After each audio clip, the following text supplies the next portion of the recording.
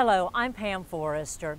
Thousands of Guardsmen and reservists have been deployed in Operations Enduring Freedom and Iraqi Freedom, many for 2, 3, even 4 times. One of them may be your neighbor or a co-worker or a relative. These citizen soldiers are all volunteers whose civilian lives are interrupted by the call of the nation. So what happens to the regular job when deployment intervenes? What happens to families that are separated, to communities? And what happens when they return? How do we as Floridians welcome home our reservists and guardsmen? And how do we ensure they and their families are being taken care of before, during, and after deployment? There are hugs, cries of joy and laughter, smiling faces and leaps into strong, proud arms. After months or even a year apart, families are reunited. If only these brief moments and emotions could be frozen in a photograph. It's a time of celebration. But what happens after the parades are over? Please be seated. The first two are these soldiers. They're your friends, your neighbors, your employers, your employees, and the folks in the high schools that are teaching our kids, all the way up to brain surgeons. We have 3 certified rocket scientists, to those folks that work in the local home supply store. Citizens throughout Florida answering the call to serve. And yes, since 9/11, we have sent over 10,500 downrange to Iraq, Afghanistan, Kuwait, other places in harm's way to defend liberty and freedom. And they've done a fabulous job. So they're our neighbors. Average age is 30, which is much older than the average age of active duty. We have very junior sergeants in their young 50s. So the National Guard is a little older force. I think it's a little more mature force. We found in combat that their judgment is a little bit more focused because they're a little older. So I think we bring a more experienced force to the table when we're called to serve. How do they juggle that, their real life jobs and their call to duty? It's tough. It's tough on the family, it's tough on the employer. You got to work with the employer, let them know the importance of serving in the Guard, the importance to our nation.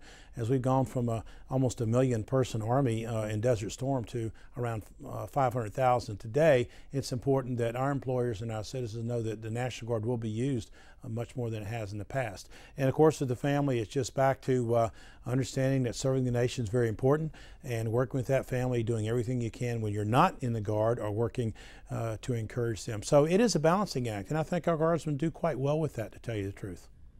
You talked about the suicide rate in the active military. How about especially for Florida National Guardsmen and reservists? Do we have an issue with that? We've had a few suicides. It's very unfortunate. When we look back, though, we did all that should have been done, both with military counseling, civilian doctors, and making sure that we were there, part of that extended National Guard family, reaching out to support them. So it is a concern we have. We watch it very closely. We've not had the numbers that would suggest that it's at the same rate as the active duty Army. However, we're well aware it could be. So we think we're getting at it on the front end, which is the way the governor would have us do it. Multiple deployments, no matter how strong of a family you are, of course, are going to have a higher stress on the family relationships and how well they can recover after post-deployment. What the Yellow Ribbon program is really focusing on is including the family in the pre-deployment and post-deployment process. And it's been a great success because it's educating the families, even down to the children. Besides the Yellow Ribbon program, each individual who has deployed is monitored by the Guard's medical community through its health assessment program. 98% of the soldiers that have been deployed has been through this process. This process takes place 90 days after the soldier has returned from their deployment. We bring the VA in, we send a team out to do assessments with the soldiers. At that time, if the soldier needs assistance, need to go into the VA, we get them into the VA. And in addition to that, we also make sure that the soldier has the opportunity to enroll into the VA, which is a very important piece of that program as well. Much of that outreach for the U.S. Department of Veterans Affairs comes through the 14 veterans centers scattered around the state of Florida. Well, for returning combat veterans on a federal level with the United States Department of Veterans Affairs, you have Vet Center services, which at the Vet Center we provide readjustment counseling services to war zone veterans and their family members. That is, any veteran who is a war zone veteran who is suffering some type of post-war readjustment problem, having a tough time transitioning back from the battlefield. We provide them counseling in a non-clinical, non-medical environment. And the great thing about coming into a vet center is we're vet friendly and we're typically vet staffed. That is to say, we have a large percent of veterans on our staff throughout the vet center program, both statewide and nationwide, that can help these veterans with readjustment issues. Talk about that transition time. What are some of the issues that you're hearing from the vets? It really depends on the vet and what type of experiences they've had overseas in Afghanistan or Iraq. We've seen veterans that come in here with anger management issues. We see vets that come in here with signs of depression. We see vets that have sleep problems. We see a lot of vets, especially married ones, that have marriage and family issues, have hard times adjusting back to being with their spouses again, that lead to domestic problems and unfortunately sometimes leads to divorce. And we see a lot of, especially with the younger vets, substance abuse issues, drinking to solve a lot of their problems. Can you give us an example of somebody? I'd like to use myself, actually. I'm a National Guardsman. I'm an Iraqi freedom veteran. When I was mobilized after 9/11, did force protection for a year and then mobilized for Iraqi freedom and did the initial invasion. And I came back from Iraq to Fort Stewart, Georgia, and was back on my couch in less than a week. That is a tough transition when you're a fully locked and loaded infantry soldier like I was to being a civilian again. So you have this mindset that kept you alive overseas in the war zone, and you come back home and you have that mindset. I scanned the road for IEDs when I got back. I constantly looked to where I placed my rifle at, because you always carry your rifle with you. So I always looked in the corner to see where I had placed it, because I still felt like I had it with me. I had a short fuse when I came back. Anger management problems, definitely. Fortunately, no real hard substance abuse issues. I did increase my drinking when I came back, but these are typical things we see with our returning veterans, and it happened to me. There are many ways to put lives back together, and sometimes the simplest things can mean the most. Whether they're in groups like this one or in individual homes, 1,600 seamstresses nationwide are doing their part for those injured in service to their country. They are the volunteers of So Much Comfort, an organization that adapts clothing for servicemen and women recovering from burn and limb injuries received in the line of duty. When I was in Portsmouth Naval Hospital, I was laying there, and after you have an amputation, especially of the leg, they put a rather large cast on your leg to hold it straight, and I couldn't fit the hospital pants over my cast. So this nurse said, "I think I've got some clothing down in a storeroom that you might be able to use." So she brought some clothes with Velcro installed on the sides, and I was able to put them on and saw a tag that said "So Much Comfort." It's embarrassing for a young man or woman to have to meet the President of the United States in a hospital gown that shows everything. So this organization was designed to help people so they wouldn't have to meet anybody with their everything hanging out. From the outside, they look perfectly normal, which is what we want.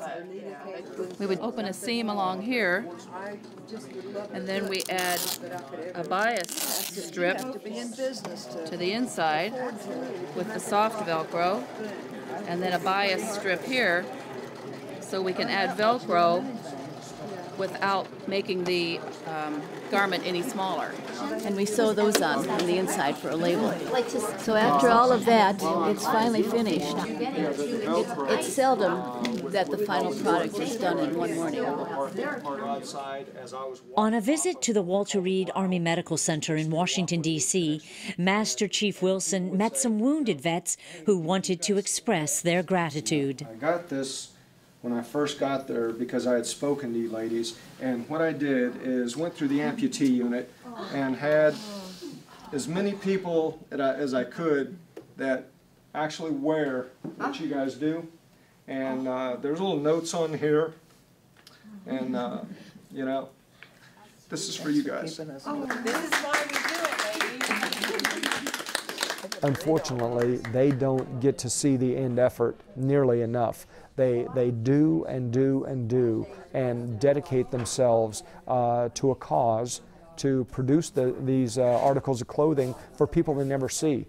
So for me to have the opportunity to meet them, I hope I can convey back to them the joy that they have brought into our lives and the function that they've brought into our lives as military members, and how they have bridged that gap from being in hospital clothes to being in a new zone of normal.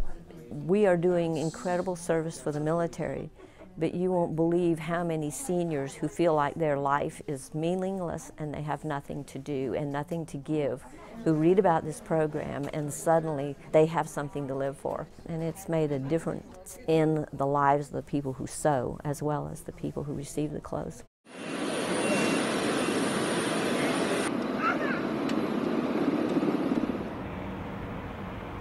Our core programs are emergency relief, which involve anything from paying bills to helping with mortgage foreclosure renegotiations and food assistance, whatever the service member or their family might need in an emergency.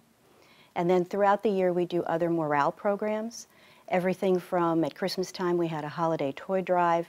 We collected over $200,000 worth of toys for military families around the state.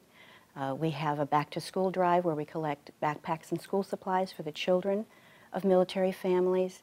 And in Florida, we run a program called Operation Bridal Gown, where we give free wedding gowns to brides of military members. Marianna is a small town in northwest Florida, like so many others around the Sunshine State. It is home to the 144th Transportation Company, with almost 150 National Guardsmen. The unit has already been mobilized twice since 9/11 and is being called to duty once again this summer. If you can imagine 150 families affected by the separation of one of their members for an 18-month period of time, that takes a big toll on that family. And that's 150 plus points of contact that have to share their need. Some are going to weather it just like all families do fairly normally. We don't have any, unusual needs that will occur. They just want to know that their mate or their father or daughter or son is supported and encouraged. Send them letters, send them cards, send them expressions of support directly to them. And then on the other end, you're going to have families that will have health issues, economic issues, and the other range of life issues to have to deal with. And there's where the family support group sort of filters out, identifies those needs that say, this family needs specific help of this kind, and they keep an inventory of that. And we try to help to the extent we can match the need with a resource.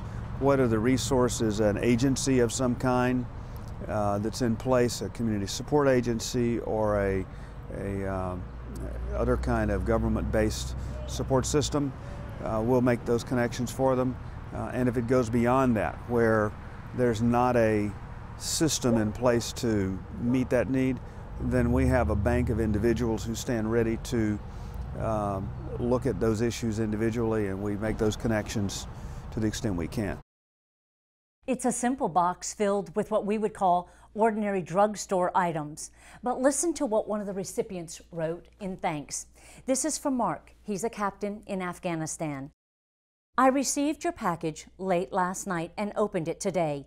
We have some very rough times over here, and when one of your packages or letters arrives, the morale in the team immediately improves. Thank you for that. It's like Christmas around here to hear from back home, and we appreciate everything you do. I am. Here, do that first. Tallahassee mother and grandmother Marsha Morrison received this email and dozens of notes just like it in appreciation for sending care packages to our troops overseas. I just felt like it didn't matter whether we thought they should be there, they are there, and I just felt like I needed to do something tangible to support them. They're Americans and they're our children and our husbands and our sons and our brothers and sisters, and I felt like we needed to do something to help.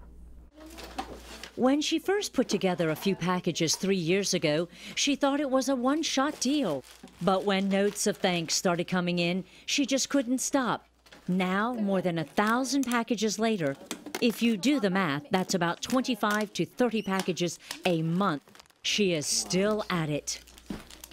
They do request things to keep their minds occupied, puzzles and games. She gathers up bags of goodies, lines them up by categories in a chaotic assembly line fashion. Toiletries transferred into Ziploc bags before shipping.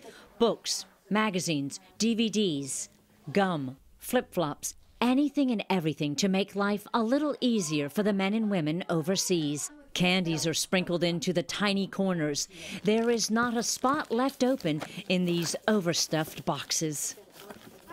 Well, the government can't provide all these things for them. They're basics. And so then you start thinking, well, gosh, anything that you can provide for them that would just, brighten their day, to have a great scented shampoo, or to have some beef jerky, or just have a game, a new DVD, anything to connect them, to just take their mind off the the horrors and the tension and everything that they go through on a day-to-day basis. I mean, it just brought it home. Though she has been a one-man operation most of the time, gifts and help are always welcome and come from some unusual places.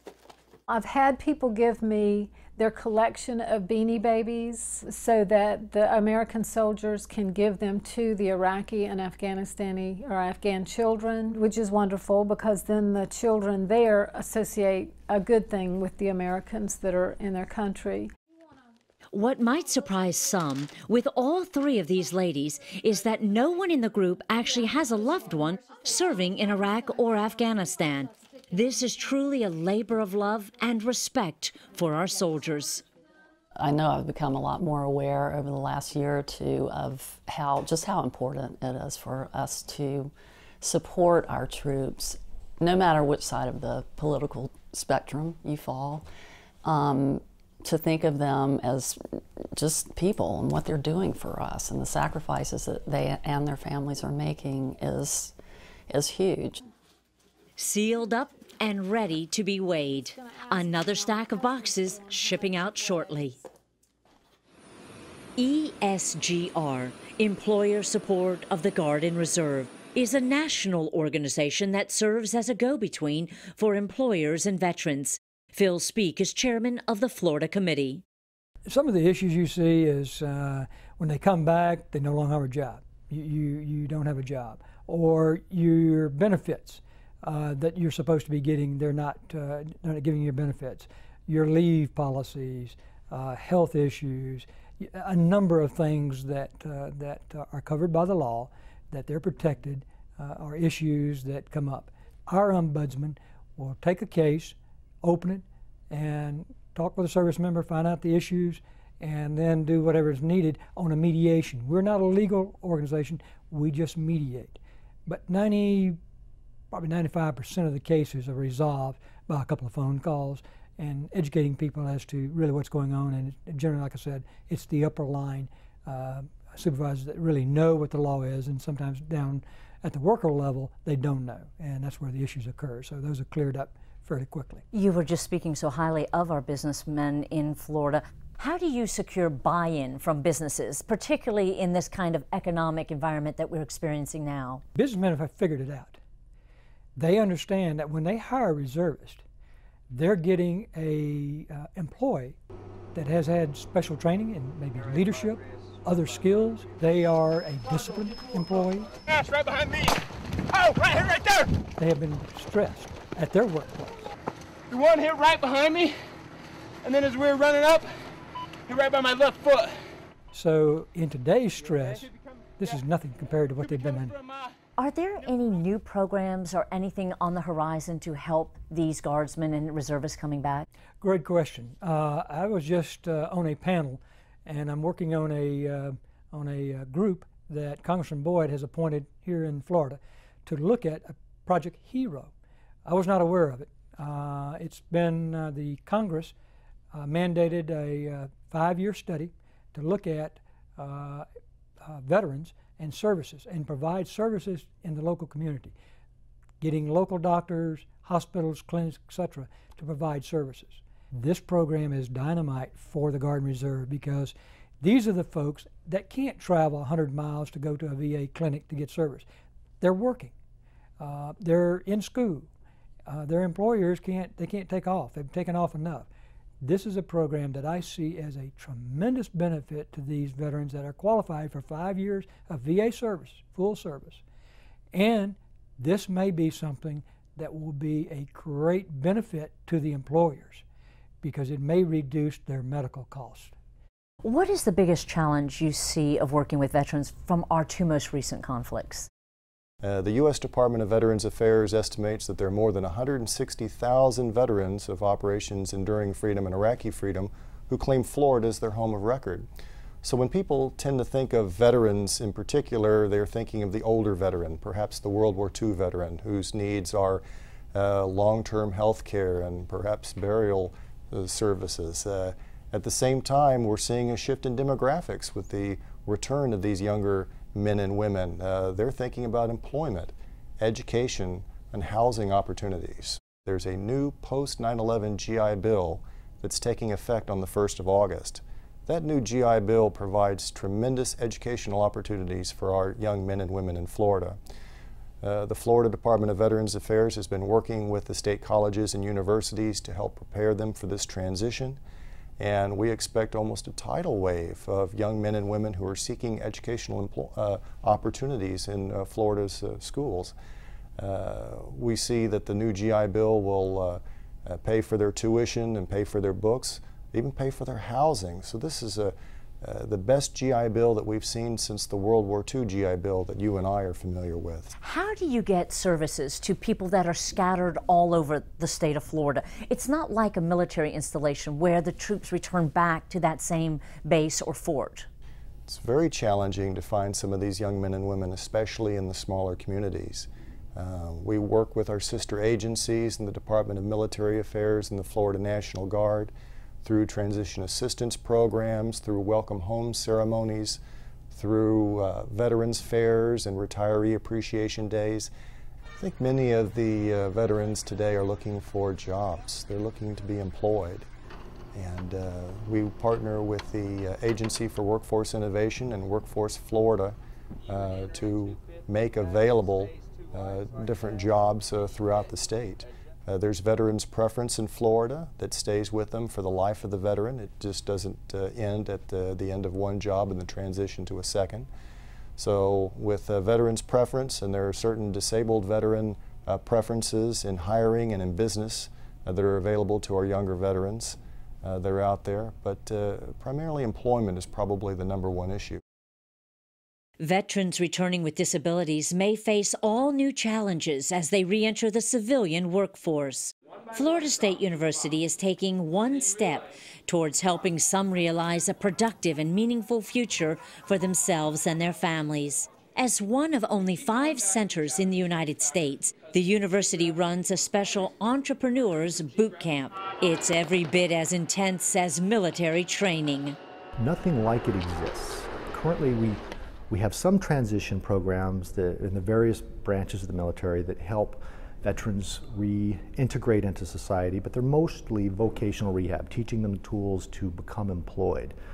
This program is unique in that it helps them craft a new identity for themselves. They become entrepreneurs. They see themselves as entrepreneurs, and with that comes a whole new sense of purpose and a sense of identity that can take the place of that military identity that is no longer there. The program is very hands-on, with practical training in the tools of new venture creation and growth. Participants learn how to write business plans, raise capital, and attract customers. In just 9 days, students go from concept to startup, and the last assignment, to actually pitch an idea to a group of real businessmen. It was a boot camp in the sense that it was just an intense program. It was speaker after speaker and reading books beforehand and preparing for it, and we stayed up late hours doing work and PowerPoints and feasibility studies and everything else that goes along with learning how to start a business. So in that sense, it was very intense. There's obviously no physical aspect to it, but other than that, it was a boot camp. For qualified veterans, the program is free. Private gifts, alumni, and business leaders from across the United States provide the funding. And young entrepreneurs like Jeff Brown gladly offer the sweat equity in this venture. The way I see it, these veterans have given their lives and sacrificed their time to help us, to help you and I, to protect what we live for. And given this opportunity to be here and help them in the entrepreneurship program, I just figured I had to help them. I heard about it in my introduction to entrepreneurship class, and I knew I had to help them out.